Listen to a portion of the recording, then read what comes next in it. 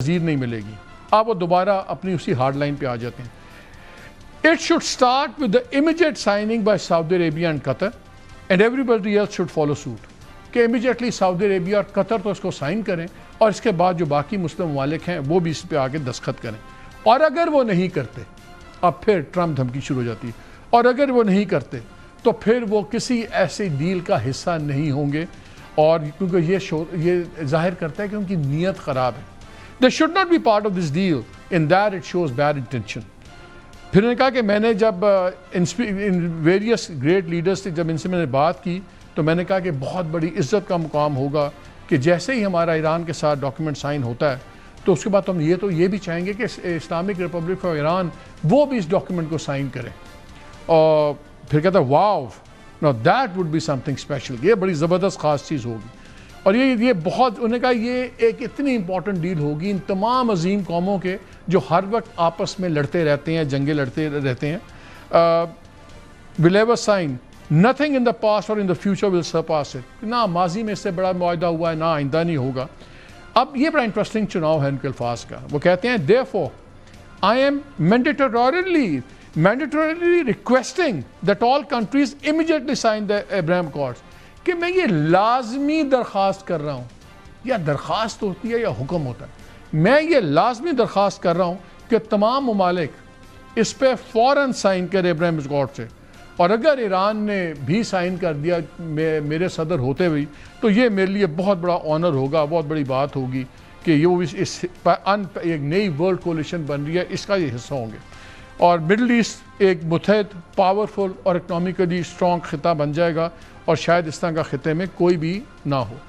Barack राविड, मैं Barack रवीड की इसलिए ख़बरें कोट करता हूँ कि ये एक्सियस के हैं, ज्यूश जर्नलिस्ट हैं, लेकिन क्योंकि इनकी अभी तक जितनी ख़बरें वाइट हाउस के बारे में या ट्रंप के बारे में आई हैं ये कभी गलत साबित नहीं हुई और बड़ी इनकी स्ट्रॉन्ग सोर्सेज हैं। वो कहते हैं कि जब ये सैटरडे को कॉल हुई तो उसमें जब ये बात की ट्रंप ने ये सारी, तो the leaders specially Saudi Arabia, Qatar और पाकिस्तान के, हम इन तीनों ममालिक के कोई डिप्लोमेटिक हमारे रिलेशंस नहीं है इसराइल के साथ, उन्होंने कहा वो टोटली शॉक थे, सरप्राइज, हैरान कि ट्रंप ने बात क्या कर दी है, और शॉक साइलेंस। और उनको एक बंदे ने एडमिनिस्ट्रेशन के बताया कि लाइन पे खामोशी छा गई, इतनी खामोशी कि डोनाल्ड ट्रंप ने अपनी तरफ से मजाक किया और कहा कि आप लोग अभी लाइन पे मौजूद हैं या नहीं हैं। There was silence on the line and Trump joked and asked if they were still there, one of the US officials said.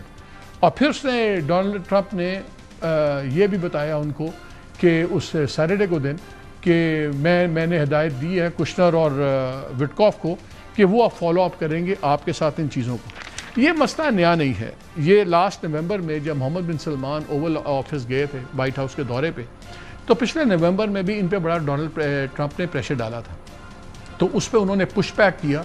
तो मुझे उस वक्त की रिपोर्टिंग याद है तमाम मेन चैनल्स की और जरीदों की अमेरिकन, उन्होंने बताया कि माहौल बड़ा टेंस हो गया था। उस वक्त उनका इसरार ये था, मोहम्मद बिन सलमान की पॉलिसी ये थी कि हम इसराइल को मानने पर तैयार हैं अगर इसराइल एक इर्रिवर्सिबल टाइम स्केड्यूल और प्लान अनाउंस करे जिसके मुताबिक फ़लस्तीन की रियासत का क़याम हो जाएगा, ऐसे होगा, इस तारीख को होगा। और जब ये प्लान इर्रिवर्सिबल, जिस पर पीछे हटना किसी के लिए मुमकिन नहीं होगा, फिर हम इसको मान लेंगे। अब यूएई के लिए कुछ और भी प्रॉब्लम्स हो गई हैं और भी लाइन सख्त हो गई है। बराक रवीड इनके अमेरिकन इंटेलिजेंस और उनके असेसमेंट के मुताबिक लिखते हैं, कहते हैं कि अब जो ईरान वॉर और फिर जो सऊदी अरेबिया के इख्तलाफात यूएई के साथ हैं वो सबसे छुपे हुए नहीं हैं, सबके सामने हैं।